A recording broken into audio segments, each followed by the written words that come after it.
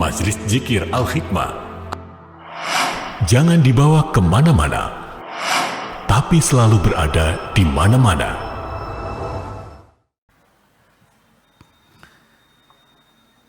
Assalamualaikum warahmatullahi wabarakatuh.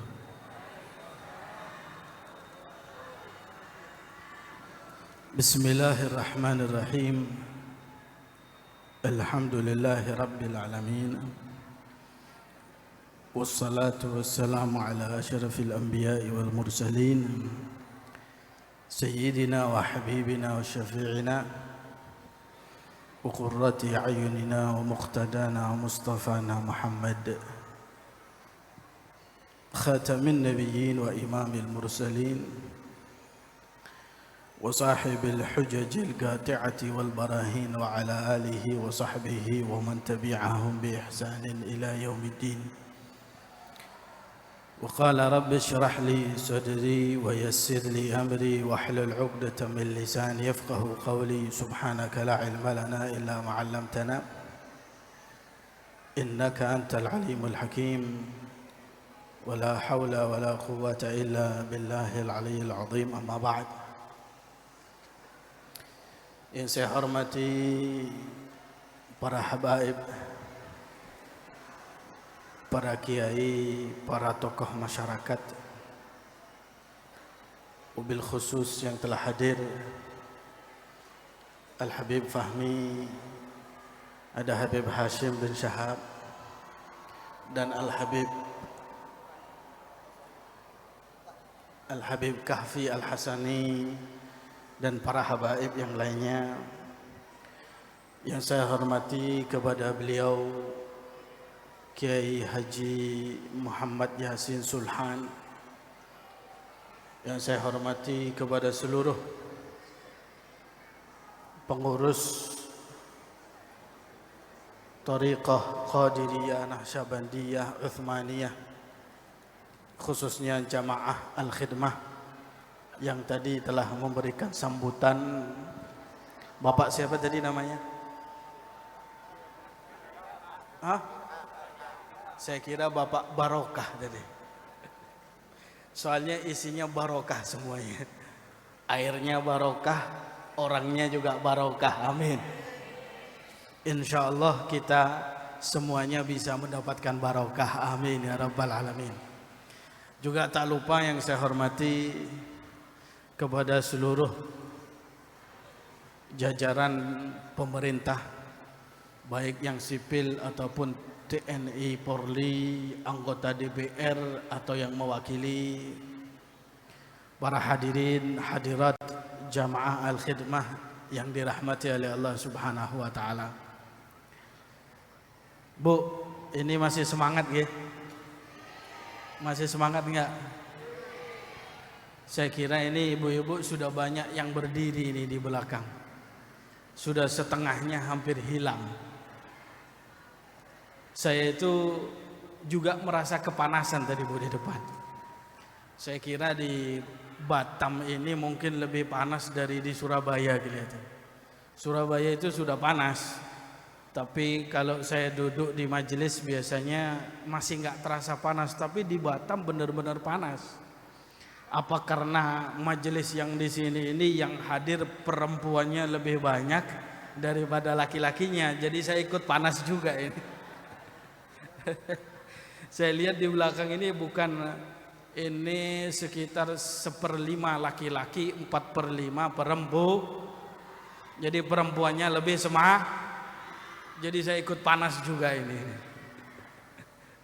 Mudah-mudahan insya Allah Subhanahu wa taala senantiasa memberikan kita hidayat dan taufik. Amin ya rabbal alamin. Tapi saya duduk tadi kepanasan. Saya harus dan kuat, dan yang hadir pun harus dan kuat Bu untuk hadir dalam majelis taklim seperti begini. Walaupun panas, walaupun letih, walaupun capek Pak, masa kita kalah sama yang ada di sebelah? Sebelah itu main bola dari tadi sampai sekarang. Keringatan banyak. Letih bukan letih lagi, lari-lari itu. Ya, bercucuran yang namanya keringat, tapi masih asyik mereka bermain. Kita yang duduk di sini sudah dikasih minum, airnya barokah lagi. Ya, saya endorse lagi nih Pak. Air As-Sofa, air As-Sofa, dikasih minum gratis, dikasih hidangan juga gratis. Alhamdulillah, semuanya gratis. Di situ Pak, nyewa 1 jam bayar. Nyewa kan? 1 jam bayar di sana. Di sini alhamdulillah gratis semuanya. Saya dalam hati kecil saya berkata, masa saya kalah sama yang ada di sebelah? Boleh mereka lebih muda, saya umur lebih tua, tapi semangatnya tetap muda. Kita mah di sini ingin untuk bisa mendapatkan baroh, dekat dengan Nabi, dekat dengan wali, dekat dengan orang-orang soleh. Itu tujuan kita itu tadi duduk di sini. Kenapa sih kita diajak manakipan, diajak solawatan, diajak zikiran? Itu semuanya adalah untuk menjadikan kita sarana di sini ini mencuci yang namanya dosa. Mencuci dosa. Kita mah tahu siapa sih yang duduk di sini tidak berdosa? Ada enggak yang tidak berdosa? Ada enggak? Semuanya kita penuh dengan yang namanya dosa. Dosa itu Bu, kayak baju. Seperti baju. Baju itu tiap hari mesti kita pakai kotor. Kalau ibu-ibu di rumah, dosa itu kayak piring. Piring itu selalu kotor. Kita pakai kotor, taruh, dibersihkan, besok kotor lah. Kalau sudah kotor dicuci, ya Bu ya. Iya, ibu-ibu tahu ini. Karena tiap hari nyuci piring, Pak. Bapak-bapak nggak tahu, karena bapak tidak pernah mencuci Pak, di rumah cuci piring nggak? Cuci piring nggak? Pernah? Sekali-sekali apa sering? Saya kira ini bapak-bapak yang nggak hadir lagi cuci-cuci di rumah. Dosa itu mah seperti baju yang selalu kotor, seperti piring yang selalu kotor. Kita mah tiap hari berdosa. Bahkan Rasulullah Shallallahu Alaihi Wasallam mengatakan, kullu bani Adam khata'un. Setiap anak cucu Adam itu khata'. Dalam bahasa Arab, kalimat khata' itu adalah orang yang selalu melaksanakan dosa. Bukan khati'. Kalimat khati' dalam bahasa Arab itu melakukan satu dosa, tapi Nabi mengatakan khata'un, yakni orang pakar dosa. Orang yang selalu melaksanakan dosa. Bahkan jangan kita berpikir jauh-jauh. Kalau kita berbicara dosa, di rumah kita berdosa, di jalan kita berdosa, bahkan kadang-kadang di majelis ini pun kita juga berdosa. Betul? Kadang kita duduk di majelis ini berdosa. Kadang masih ada duduk di majelis masih buka YouTube, masih melihat artis, buka majelis sholawatan, dia buka YouTube, yang dibuka Ayu Ting Ting. Kadang-kadang majelis duduk masih ngobrol sama sebelahnya. Itu dari mana itu? Yang sebelah sana itu yang pakai baju itu, kok itu bajunya nggak ganti-ganti ya? Ibu-ibu itu biasanya, Bu, biasanya kalau ikut majelis mesti baju ganti kan? Sering itu ibu-ibu ngomong sama suaminya, Pak belikan baju, masa baju cuman ini saja, malu. Minta ganti. Itu sering diomongin sama orang. Di majelis saja kita masih berdosa. Siapa yang tidak berdosa dalam keseharian? Nah di sini, di tempat yang seperti ini memang digunakan sebagai fasilitas oleh para ulama, para aulia, para solihin, untuk supaya keluar dari majelis ini dosanya diampuni oleh Allah Subhanahu wa taala. Yakin kalau di sana letih main bola, tapi dosanya tetap mengalir. Tapi kalau di sini kita letih pulang dari sini, dosa kita diampuni oleh Allah Subhanahu wa taala.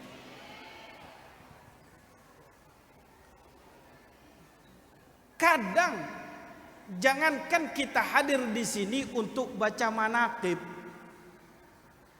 atau kita hadir di sini untuk mendengarkan sholawat, walaupun Anda yang hadir di sini hanya ingin tahu saja, ingin tahu, atau hadir karena ingin dapat berkatanya saja, bisa. Wah, hadir besok acara al-khidmah. Ada apa?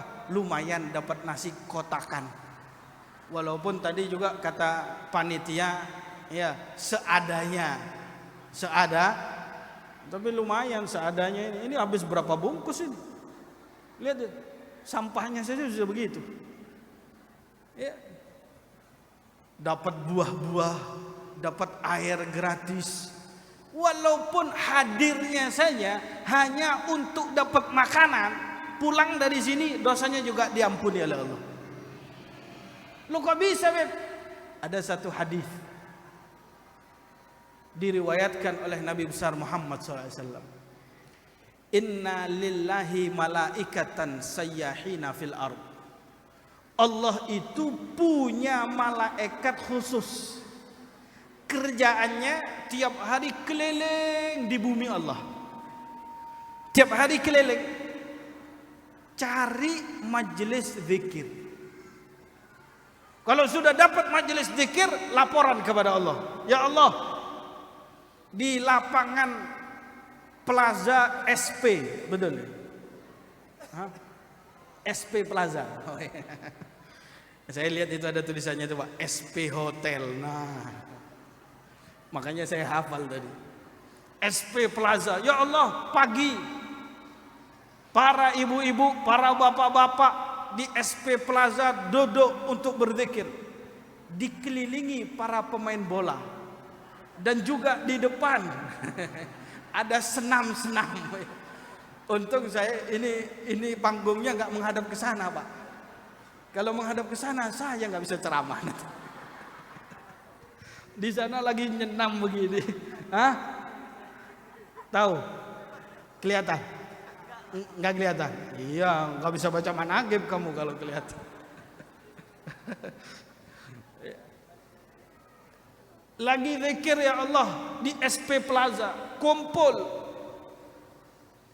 Makanya Allah Subhanahu wa taala ya senang, bangga. Yubahi bidzalika malaikatah. Allah Subhanahu wa taala membanggakan kepada mereka para malaikatnya. Tuh, lihat tuh.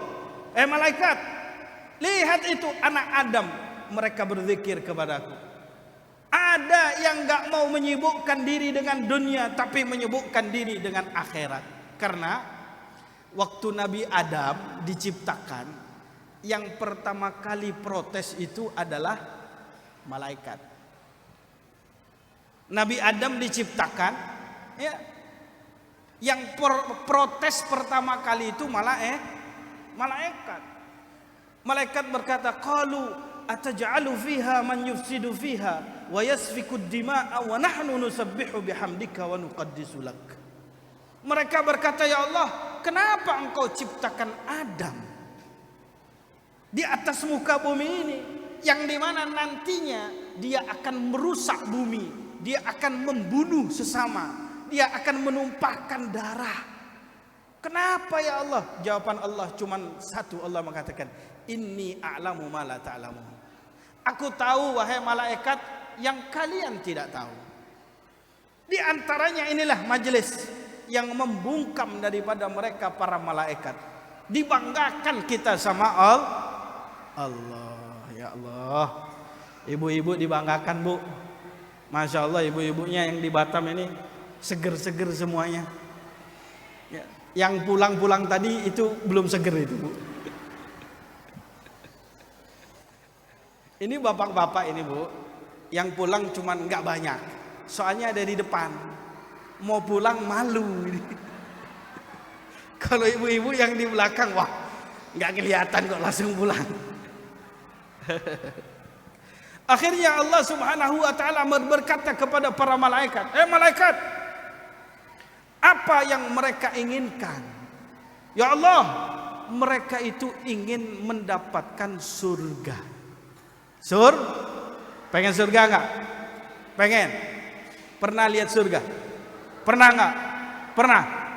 Surga itu bidadarinya cantik-cantik, Pak. Makanannya nikmat, nikmat.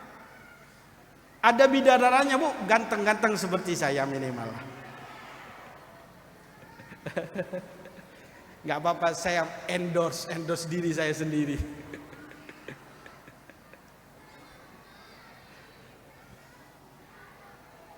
Apa yang mereka inginkan? Mereka ingin surga, ya Allah.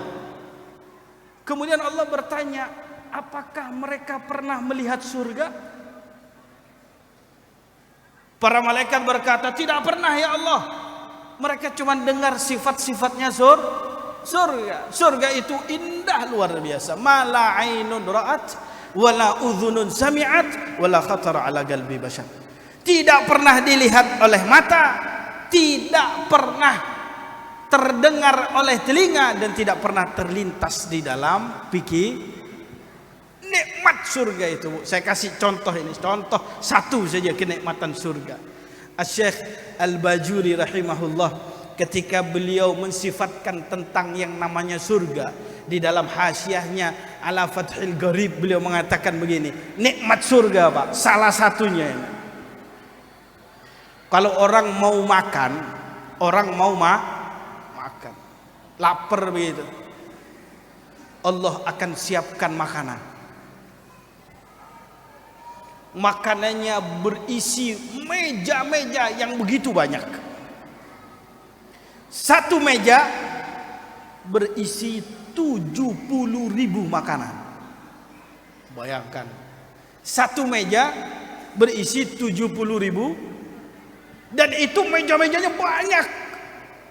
Kata beliau, ya, setiap makanan, wa kullu ta'amin launuhu yakhtalifu ala ghairi.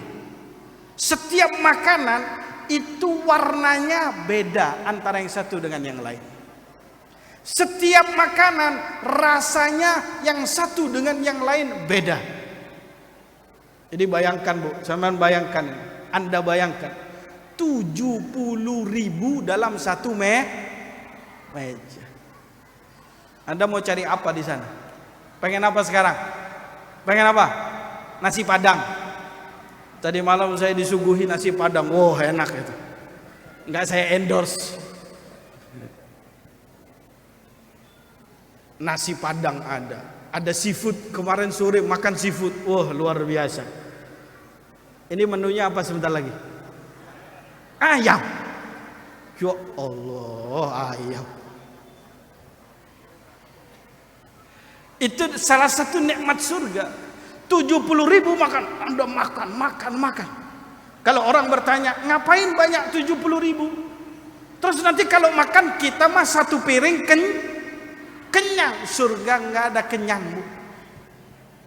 Surga itu makan cuman nikmat saja. Makan itu cuman nikmat. Nggak ada ceritanya habis 2 piring kemudian sudah wegah begitu, nggak ada. Sudah merasa kelempokan, nggak ada. Nikmat, Pak. Ya. Kata Allah, apa yang mereka inginkan? Mereka ingin surga. Pernah lihat surga? Nggak pernah. Kemudian Allah bertanya, apa yang mereka takuti? Mereka takut neraka, ya Allah. Pernah nggak mereka melihat neraka? Nggak pernah, ya Allah. Pernah nggak, Pak, melihat neraka? Pernah. Pengen. Ngelihat aja, nggak masuk. Nggak usah beli tiket. Kita mah di sini beli tiket surga. Kalau yang di sana tempat ahli maksiat, bisa jadi beli tiket Orang kata Nabi, satu sifat neraka paling ringannya disebutkan dalam Sahih Al-Bukhari. Paling ringannya orang disiksa di neraka, paling ringan itu, dikasih sandal, kata Rasul. Dikasih sandal. Kemudian Allah memerintahkan pakai sandal itu. Dipakai itu sandal. Begitu dia pakai itu sandal, saking panasnya otaknya tergodok. Pakai sandal, ininya kepanasan tergodok. Itu paling ringan. Baru dikasih sandal. Nah kalau seandainya yang paling berat, kasih sandal, dikasih sarung, dikasih baju, dikasih penutup, dikasih helm juga. Helmnya terbuat dari neraka. La haula wala quwata illa billah. Mudah-mudahan kita dijauhkan dari neraka, amin. Kemudian Allah berkata, "Hai malaikat, isyhadu bi anni qad ghafartu lahum." Saksikan wahai para malaikat, apa? Aku telah ampuni dosa mereka. Jadi kita keluar dari sini, ya, keluar dari sini dosa-dosa itu dileburkan oleh Allah Subhanahu wa taala. Amin. Kalau ada orang bertanya begini, gitu. Loh Beb, orang sholat itu kan juga meleburkan dosa. Betul. Ada hadis begini, as-salatu ila shalah mukaffiratun lima bainahuma. Antara sholat dengan sholat itu bisa meleburkan dosa. Anda sholat duhur, kemudian sholat asar, antara duhur dengan asar itu bisa meleburkan dosa. Tapi masalahnya begini Bu, kadang kita sholat bukan peleburan dosa, kadang ada orang sholat mendatangkan dosa. Loh Beb, bagaimana? Ada ceritanya orang sholat mendatangkan dosa? Kadang. Kenapa? Kita banyak sholat tersebut itu berisi kebohongan. Banyak.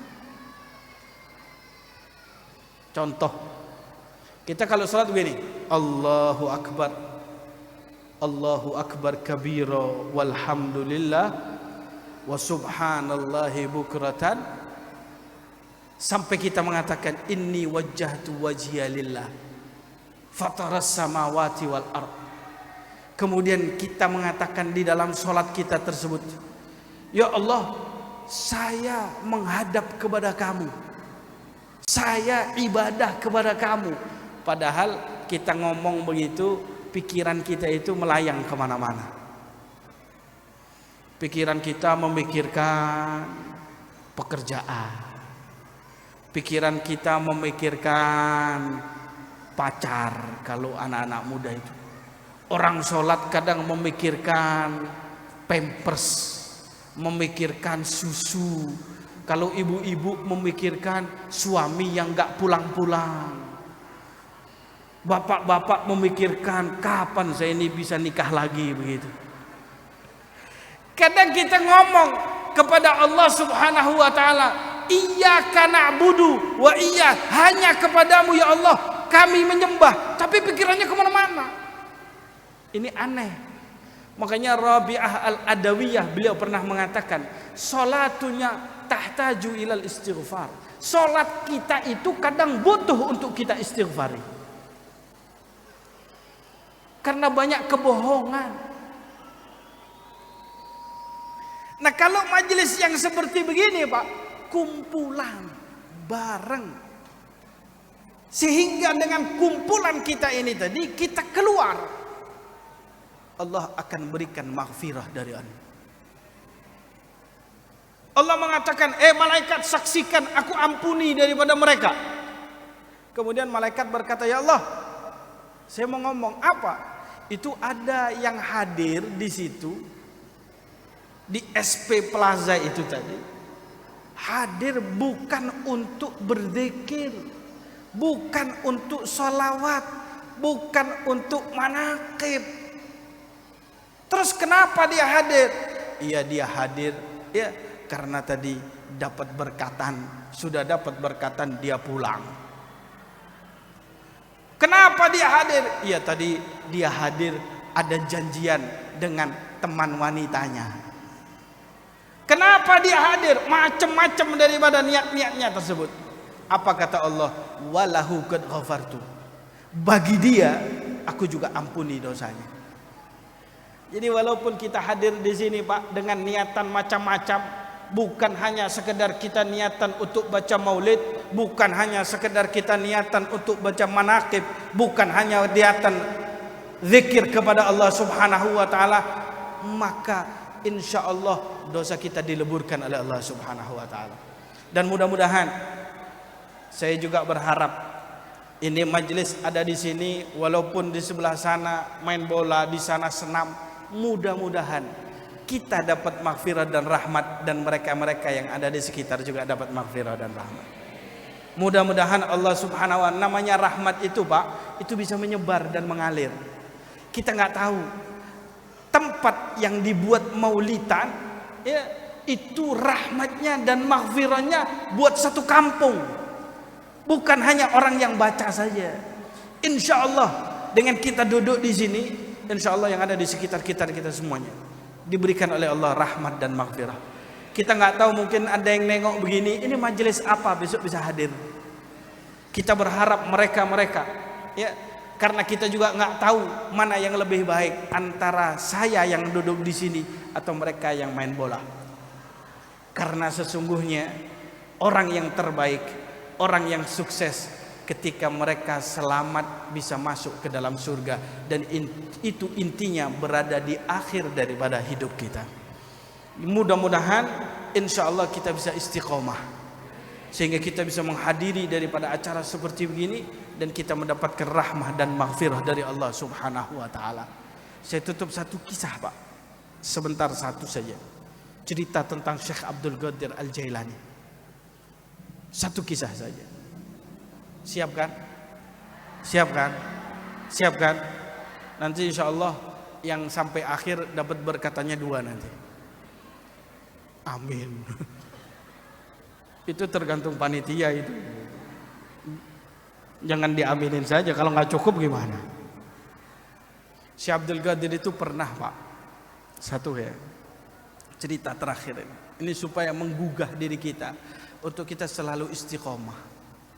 Pernah beliau bersama dengan murid-muridnya tengah menaiki kuda, dan murid-muridnya berada di belakang beliau. Tiba-tiba ada seorang pemabuk lewat. Ada seorang pemabuk, lagi mabuk nih, lewat deh. Murid-murid Syekh Abdul Qadir melihat, wah ini orang nggak tahu malu. Kok pemabuk berani lewat di depan ulama, berani lewat di depan Syekh Abdul Qadir. Tapi Syekh Abdul Qadir tidak. Beliau berjalan dengan tenang melihat pemabuk tersebut. Tiba-tiba pemabuk itu mendekat kepada beliau, diberhentikan. Seraya dia berkata dengan sempoyongan, dia berkata, "Ya Syekh Abdul Qadir, Allahu Qadirun?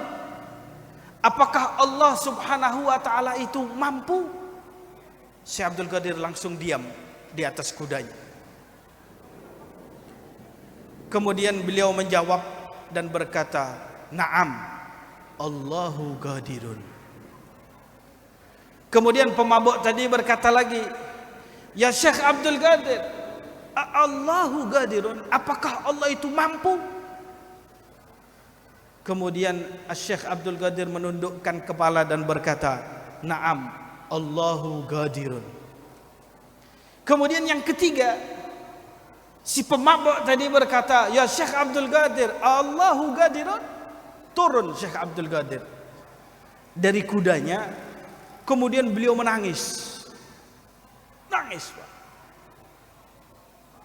Beliau menangis sampai terguguk-guguk beliau itu. Akhirnya pemabuk tadi pingsan. Murid-muridnya bingung. Gurunya menangis, pemabuknya pingsan. Apa yang terjadi? Kenapa guru kita ini kok menangis menghadapi pemabok? Subhanallah. Setelah Syekh Abdul Qadir selesai dari tangisannya, murid-muridnya berkata, "Kenapa wahai Syekh Abdul Qadir?" Ya, beliau menjawab, "Tadi pemabok itu berkata kepada saya, 'Wahai Syekh Abdul Qadir, apakah Allah mampu?' Saya jawab, 'Iya.' Maknanya, apakah Allah mampu untuk menerima tobat saya?" Saya jawab, "Iya, Allah mampu dan Allah akan terima daripada tobat tersebut." Kemudian yang kedua dia berkata, "Wahai Syekh Abdul Qadir, apakah Allah mampu menjadikan diriku seperti dirimu?" Aku menjawab sambil menundukkan kepala, "Ya, Allah mampu menjadikan hal tersebut." Kemudian yang ketiga, dia berkata lagi, "Ya Syekh Abdul Qadir, apakah Allah mampu?" Artinya, apakah Allah mampu menjadikan dirimu seperti diriku?